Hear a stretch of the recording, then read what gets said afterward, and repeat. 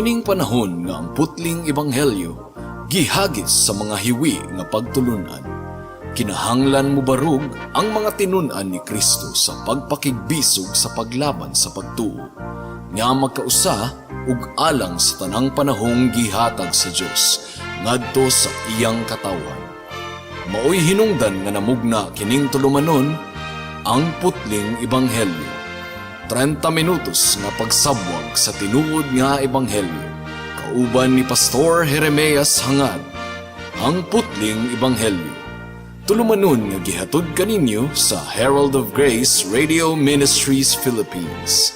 Ang putling ebanghelyo. Ang putling ebanghelyo.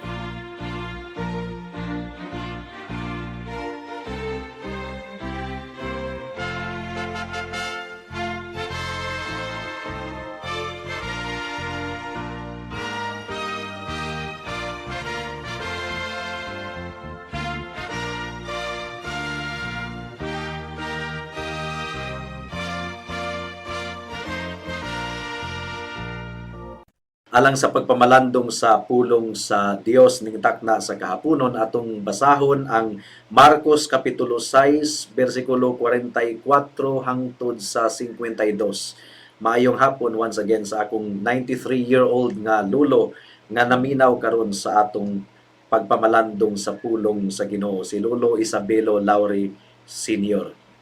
Marcos kapitulo 6 bersikulo 45 hangtod sa 52. Ang giingon dinhi: Unya gipasakay dayon ni Jesus ang iyang mga tinunan sa sakayan. Gipauna niya sila ngadto sa Betsaida sa tabuk sa lanaw, samtang gipapauli niya ang mga tawo. Tapos siya makapanamilit kanila, mitunga siya sa usa ka bungtod aron pagampo. Nianang pagkagabi ang sakayan didto na sa taliwala sa lanaw ug si Jesus nag-inusara sa bungtod. Nakita niya ang iyang mga tinunan nga naglisod sa ilang pagbugsay kay sungsungon man ang hangin. Nianang pagkakaadlawon giadto sila ni Jesus nga naglakaw sa tubig. Musaylo lang unta siya kanila apan sa ilang pagkakita kaniya nga naglakaw sa tubig, naghuna-huna sila nga kadto usa ka multo, na niyagit sila tungod sa kahadlok apan miingon dayon si Jesus kanila, ayaw kamo kahadlok, salig kamo, ako kini. Unya misakay siya sa sakayan, uban kanila ug milurang ang hangin. Nahibulong pag-ayo ang iyang mga tinunan ug naglibog sa nahitabo. Wala sila makasabot sa kahulugan sa milagro sa pan, ug ang ilang hunahuna wala gayod makatugkad niadto. May the Lord bless the reading and hearing of His Word. Ang bersikulo 45 mga kaigsuunan, nag-ingon kanato nga pagkahuman nga makakaon ang 5,000 ka mga tawo, walay labot pa ang mga babayi ug mga anak, mga bata ni adto, gipasakay ni Kristo ang iyang mga tinunan didto sa Betsaida, didto sa lanaw sa Galilea, ug iyang gipapauli ang bagang panon sa mga katawhan. Ang rason nganong gipapauli ni Kristo ang mga katawhan, duha ang posibilidad mga kaigsuunan. Gumikan kay pagkahuman nga mapakaon ni Kristo ang 5,000 ka mga katawhan, nadasig kaayo sila. Ang ilang pagtan-aw ni Kristo, political leader, nga kung mahimong hari si Kristo sa Israel, dili na sila gutumon. So, wala sila na-attracted sa pagtulunan sa atong Ginoong Hesukristo. Wala sila na magnet sa katahum, sa pagka-Diyos, pagka-Mesiyas sa atong Ginoong Hesukristo, kundi na-attracted sila sa mabuhat sa atong Ginoong Hesukristo nga milagruso, makabuhat og pagkaong daghan kayo, subot pasabot ang ilang interest kang Kristo alang lamang sa ilang panginabuhi. Gumikan kay gipakaon sila ni Kristo ug giayo sa ilang mga balatian. More important, kumbinsido sila nga si Kristo mao ang Mesiyas, apan ang ilang konsepto sa Mesiyas usa ka yutan-on nga hari. Wa gyud sila makasabot nga ang Mesiyas manluluwas gikan sa pagkaulipon sa sala. Wa nila to masabti. Ang giingon sa Juan kapitulo 6 bersikulo 14 ug 15, Sa pagkakita sa mga tawo sa milagro nga nahimo ni Jesus, miingon sila, sa walay duha-duha siya gayod ang propeta nga giingon sa kasulatan nga moanhi sa kalibutan. Nasayod si Jesus nga muduol sila kaniya ug pugson siya aron himuon nilang hari. Busa mibalik siya nga nag-inusara ngadto sa kabungturan. Apan mga kahigalaan, ang gingharian ni Kristo dili iya niining kalibutana. Ang gingharian ni Kristo dili iyo tan-on nga gingharian. Nasayod si Kristo sa ilang intensyon, mao nga gipapauli ni Kristo ang bagang mga katawhan. Ug ang language sa Greek language nga atong gitun-an mga kaigsunan, ang original nga Greek language sa Bible, gipugos ni Kristo sa pagpasakay ang iyang mga disipulo sa barko. Mao kini ang mabasa nato sa Greek language. Gipugos, gumikan kay basin og malitag pod ang mga disciples nga gusto di sa mga tawo nga himuong hari si Kristo. So sila ang mga political leaders, sila ang mga gobernador tingali, mga senador. Basin og matintal ang mga disciples kay utro pod ang mga disciples nga wala pa nila masabti gayod kung unsa ang but ipasabot sa pagkahari sa atong Ginoong Hesukristo. Gumikan kay ang mama sa duha ka disipulo ni Kristo sa Matthew chapter 20 verse 20 ug 21, paminawan ninyo. Unya ang asawa ni Zebedeo miadto kang Hesus uban sa iyang mga anak, miyukbo ug mihangyo kaniyag usa ka butang. Nangutana si Jesus kaniya, unsa may imong gusto? Siya mitubag, isaad kanako nga kining duha ko ka anak palingkuron mo sa imong tuo ug sa imong wala kun maghari ka na. So literal di ay nga gingharian ang ilang konsepto sa pagkamisiya sa atong Ginoong Hesukristo. Political leader, wa pagyud in tao nila masabti. Ug bisan pa sa nabanhaw na si Kristo gikan sa mga patay, gatuo gihapon sila nga ang gingharian ni Kristo usa kayo tan-on nga gingharian. Acts chapter 1 verse 6, sa pagkatigom na nila gipangutana nila si Jesus, Ginoo, ipahiuli mo ba pag-usab niining panahona ang gingharian sa Israel? So wag yun nila masabti nga ang gingharian ni Kristo usa ka spiritual kingdom. Mao nga gipugos ni Kristo ug pasakay ang iyang mga disciples didto sa bangka aron mutabok sa lawa sa Galilea, aron protektahan sila gikan sa pagpamulitika. Klaro kayo kini sa pulong sa Ginoo. Ikaduhang rason nganong gipapauli ni Kristo ang mga katawhan ug ang mga disciples gipatabok niya sa laing bahin sa lanaw, mao nga makabaton siya og igong panahon alang sa mga pagampo. Gusto kayo ni Kristo nga mag-spend og solitary moment with His Father. Nagampo si Kristo alang sa iyang kaugalingon ug alang sa uban. Now, mga kaigsunan, kung ang Dios, kung ang anak sa Dios gikinahanglang magampo, samot na ta. Kinahanglan gyud tang magampo kanunay. Ang mga tinun-an ni Kristo, samtang didto sila sa lanaw or sa tunga-tunga na sa lanaw, gumikan kay sungsungon ang hangin, sungsungon, but pasabot, maglisod gyud sila og kontra sa hangin, gumikan kay ang hangin kontra kanila. Pero nagpadayon gihapon sila sa ilang pagbugsay. Nagpadayon, mga expert kini nga mangingisda, mga kaigsuunan. Pero naglisod gyud sila og bugsay. Alas 3 na sa kadlawon, wa pa gyud in taon sila katabok didto sa laing bahin sa lanaw sa Galilea. Ug si Kristo mi duol ngadto kanila kadlawon na, but pasabot 7 hours, 8 hours na silang gasigig bugsay. Wa pa gyud in taon sila makatabok. Gibuhat nila ang kabubuton sa Ginoo nga mutabok didto sa lanaw, pero sa pagbuhat nila sa kabubuton sa Ginoo, nakasinati sila og kalisod, mga kaigsunan. Ang Christian life di ay dili exempted sa mga kalisod. Duna di ay bagyo nga ato gihapong masinatian, bisan pa og anaa kita sa taliwala sa pagbuhat sa kabubuton sa Ginoo. Usbon ko, kabubuton sa Ginoo nga mutabok sila sa lanaw, gipugos gani sila ni Kristo. Pero sa ilang pagbuhat sa kabubuton sa Ginoo, nakasinati sila og bagyo, galisod kaayo sila. Apan ang atong Ginoo wala sila pasagdahi. So dunay duha ka prinsipyo nga atong makatunan niining bahin sa kasulatan nga atong pamalandungan. Una, ang mga bagyo ug mga unos normal na kana nga kabahin sa atong paglangyaw ni ining kalibutan na isip magtutuo kang Kristo. Ikaduha, si Kristo adunay gahom, labaw pa kaysa mga bagyo or ibabaw sa bagyo. Mao nga mosalig kita kaniya. Storms should be seen as a normal part of a disciple's journey. Ang mga bagyo normal na kana nga kabahin sa atong paglangyaw nining kalibutan na isip magtutuo sa atong Ginoong Hesukristo. Apan adunay mga bagyo mga kaigsunan nga kita mo'y mabasol, kita ang hinungdan. Gumikan kay gahi bitag ulo sa daghang higayon. Gusto natong buhaton ang atong kabubuton imbis nga ang kabubuton sa atong buhi nga Dios. So dunay mga troubles, dunay mga problema nga kita mo'y hinungdan. Dili ang Dios mo'y atong basulon, kita mo'y hinungdan. Adunay usa ka palahubog o nagantos na siya sa iyang pagkapalahubog, consequence, galisod-lisod na siya sa iyang kinabuhi, daghan na siya mga sakit. Unya, iyang gisumbong ang iyang kahimtang sa usa ka pastor, giingon niya sa pastor, wa jud ko makasabot nganong gibuhat kini sa Ginoo kanako.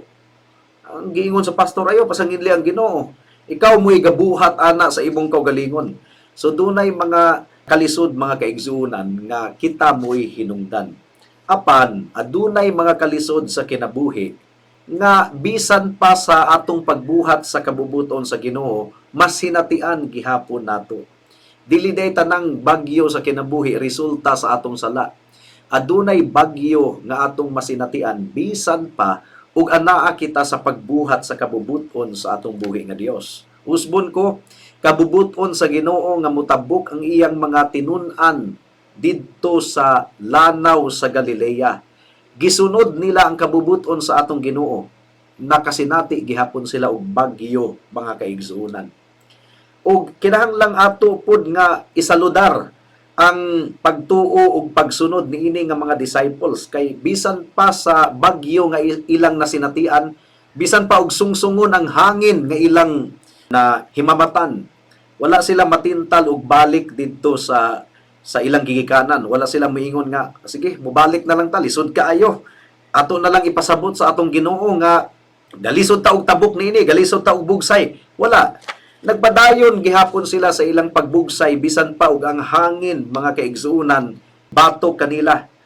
Now, daghan ra bang mga tawo, mga Kristohanon nga adunay mga problema nga nasinatian, mo surrender na sa ilang pagpangalagad sa Ginoo. Bisag mga pastor, dunay mga pastor nga nakasinati lang og mga problema sa simbahan, mga paghagit, mubiya na dayon sa simbahan, mukakak dayon mga kaigsuunan ug mga kauban nga magbubuhat diha sa atong buhi nga Dios. Dili nato basta-bastang biyaan ang simbahan kun aduna kitay masinatian nga mga kalisod. Gumikan kay parte na kini sa atong kinabuhi isip Kristohanon ang mga kalisod nga atong nasinatian. Sa taliwala sa bagyo sa kinabuhi, wala lang tamasayod nga ang atong Ginoong Hesukristo nangaliyo po alang kanato. Asa man nato na mabasa sa Hebreohanon kapitulo 7 bersikulo 26, si Kristo nagampo alang sa iyang mga katawhan. Og niining higayuna samtang nagbugsay ang iyang mga tinun-an, naglisod sila og bugsay, si Jesus atoa didto sa bungtod mga kaigsuunan, nagampo alang kanila. So sa perspektibo sa tawo murag walay paglaom ang atong kahimtang, pero sa tinuod lang mga kaigsuunan, wala kitay angay nga ikahadlok, gumikan kay ang atong buhi nga Dios nangaliyo po alang kanato. O ang giingon sa Roma 8:26, ang balaang espiritu usab nangaliyo po alang kanato. Limitado man gud ang atong perspektibo, ang atong nakita ang kadako lamang sa kabugaton, ang kadako lamang sa problema. Wa nato makita nga samtang nakasinati kita og kalisod sa atong Kristohanon nga kinabuhi, ang atong Ginoong Hesukristo matinud-anon nga nangaliyo po alang kanato. Ug ang iyang grasya mga kaigsunan igo na alang kanato. Ug niadtong miduol na si Kristo kanila, sayloan unta sila ni Kristo. Apan sa dihang sila misinggit nangayo sa tabang, miduol si Kristo kanila ug miingon, ayaw kamo kahadlok, ako kini. Importante di ay nga mo dangup kita sa Ginoo, musinggit kita, muampo kita Mukini buti pasabot mga kaigsunan, ang prerequisite di ay, ang but pasabot ni ining prerequisite, requirement, adisir nato madawat ang pagtabang sa Ginoo, kinahanglang mutawag kita sa iyang ngalan. Kinahanglang mutuktok kita sa pultahan sa atong buhi nga Dios, o kinahanglang mga liyupo kita ug mangayo kita og hinabang. Ingon usab ni ana ang kaluwasan. Dili kita makahimo sa pagluwas sa atong kaugalingon gumikan kay hugaw kita. Apan si Kristo andam nga muluwas sa tanang mga makasasala nga mutawag kaniya ug mudangup kaniya uban sa dakong pagpakiubos. Ug ang atong buhi nga Dios dili niya balibaran si bisan kinsa nga moduol ug mudangup kaniya. Now, by degree ang pagtrain or pagbansay sa Ginoo sa matag usa kanato. Gumikan kay sa Kapitulo 4 sa Marcos, ato na kining nawali ni adtong miaging mga semana. Ni adtong unang nakasinati sila og bagyo. Kauban nila si Kristo, natulog dito sa barko. Kauban nila si Kristo, so napukaw nila og dali. Pero karon mura og mas bugat-bugat to nga challenge. Gumikan kay nakasinati sila og kalisod, wala si Kristo sa ilang kauban. Tuad dito sa bungtod, nagampo, nagpabilin. Gianamanam sila og train sa Ginoo, gumikan kay moabot ra gyud ang punto nga si Kristo mukayab dito sa langit ug dili na nila makita ang pisikal nga presensya sa atong Ginoong Hesukristo. Apan bisan pag dili nato makita ang atong Ginoo, nagsaad siya nga dili kita niya biyaan ug dili kita niya pasagdan. Ikaduhang punto mga kaigsuonan, ang atong buhi nga Dios adunay gahom labaw pa kaysa tanang mga bagyo niining kalibutana. Milakaw si Kristo ibabaw sa tubig, ibabaw sa bagyo, kayang buhaton kana sa atong buhi nga Dios. Ug ang bagyo himahimong suguon sa Ginoo aron sa pagtuman sa iyang kabubuton. Bisan magani ang isda gisugo sa Ginoo aron matuman niya ang iyang kabubuton alang kang hunas. Bisan pa ang kahoy mga kaigsunan, bisan pa ang uwak gamit sa Ginoo aron matuman ang iyang kabubuton. So kining mga bagyo sa kinabuhi aduna kini tumong, all things work together for good. Now niadtong milakaw si Kristo sa ibabaw sa tubig, nangahadlok ang iyang mga tinun-an, gumikan kay nagtuo sila nga multo kadto. Multo nabay tawo nga mulakaw ibabaw sa tubig. Pero si Kristo mihatag kanila og assurance nga dili siya multo. Ayaw kamo kahadlok, ako kini. Ako kini. Mao nga niadtong nahibaw-an nila nga si Kristo diay kadto, mitawag sila kang Kristo ug nagpakiluoy og nangayo og tabang. Doon narabay mga manunulat mga kaigsuonan nga ilang i-discredit ang milagro nga gibuhat ni Kristo. For example, si William Barclay. Dili kuno tinuod nga gipadaghan ni Kristo ang 5 ka tinapay ug 2 ka isda. Dili kuno to tinuod. So magpalusot lang yun ba? Gumikan kay unbelief ang tawag ni ana. Doon na kuno'y mga balon katong mga tao. Niadtong wala pay bata nga nagpagawa sa iyang 5 ka pan ug 2 ka isda, ang mga tao gumikan kay selfish, kaugalingon ra gyud-huna, ilang gitipig-tipigan ang ilang balon. Mao nga niadtong migawas ang 5 ka pan ug 2 ka isda ug gipasalamatan sa atong Ginoo, gianamanam na pud kuno sa mga tao ug pagawas ang ilang balon ug nagmadaugon kuno ang gugma. Grabe no?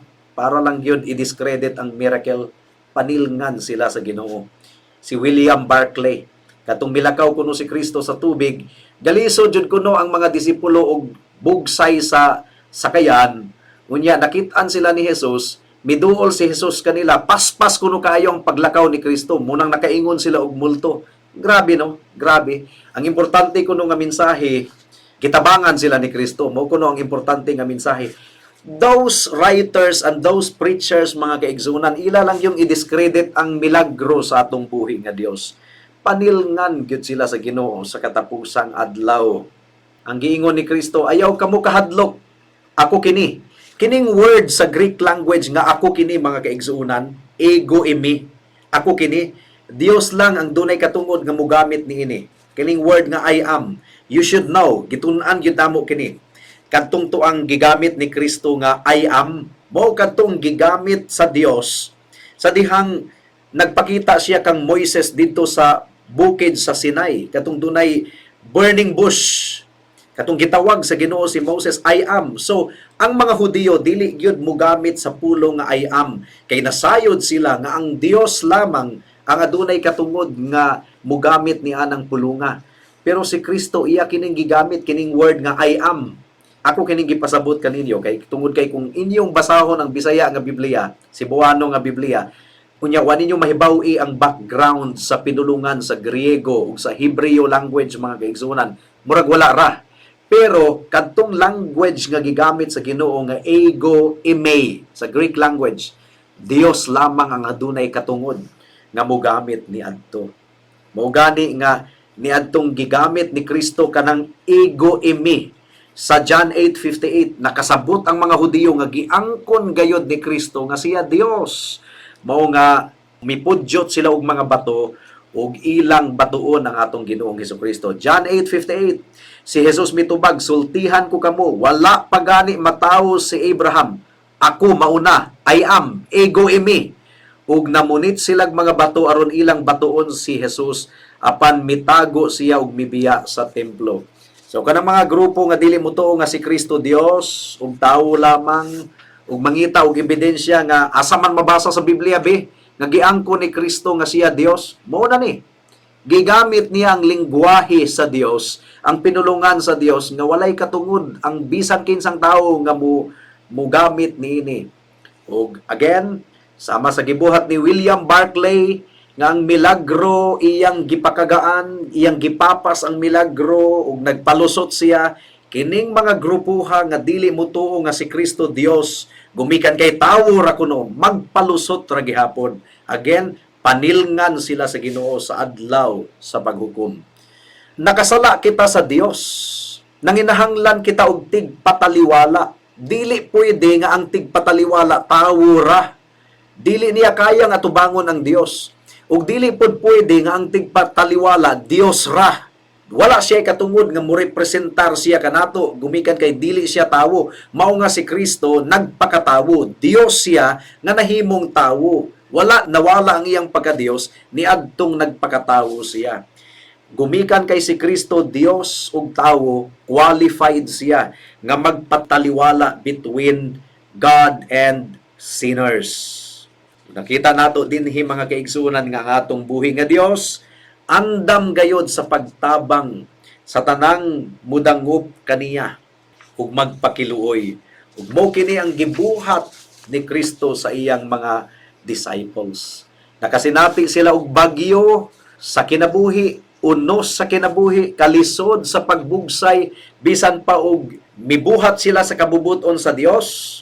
Apan ang atong buhi nga Dios wala nagpasagad kanila. Mga kaigsuunan, diha sa pagtuo.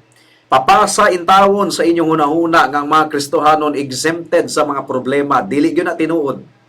Ang giingon ni Kristo niining kalibutan na makasinati kamo og daghang mga kalisod.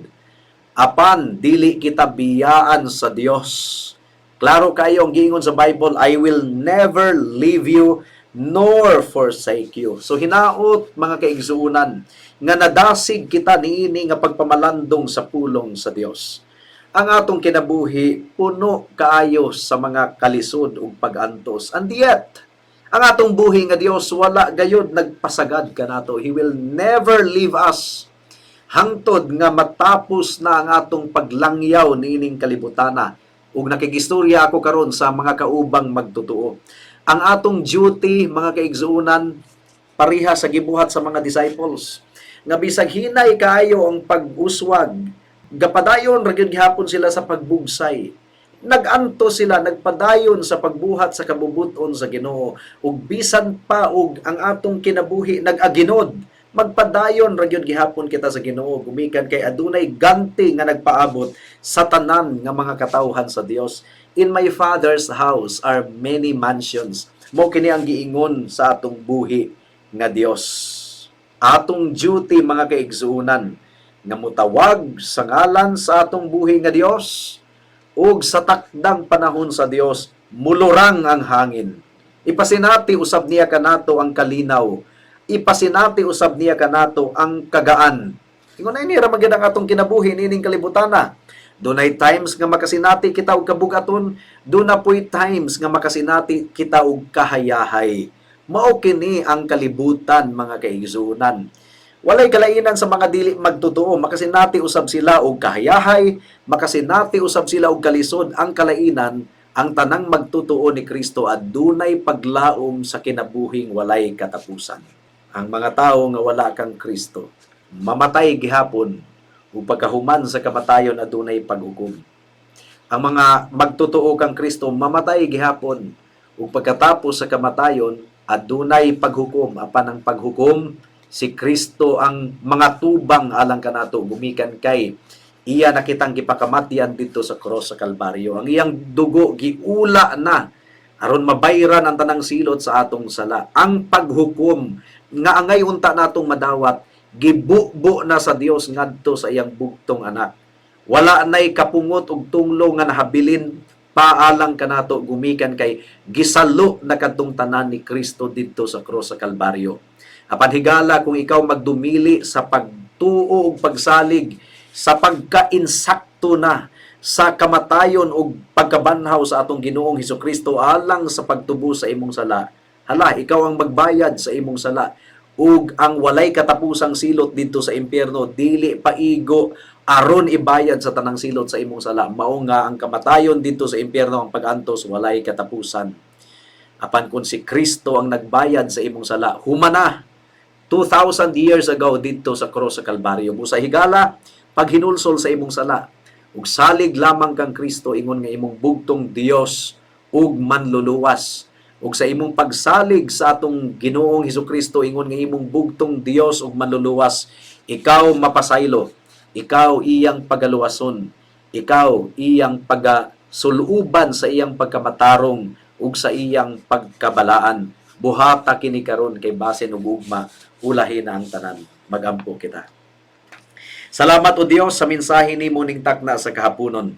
Gidayeg kanamo sa kahibulungang grasya nga imong gibuhat aron ang mga makasasala nga susama kanamo maluwas. Ug salamat o Dios, gumikan kay nagsaad ikaw nga taliwala sa mga bagyo ni ining kalibutana. Dili minimo biyaan, dili minimo pasagdahan. Dalaygon ikaw o Dios. In Jesus' name we pray. Amen.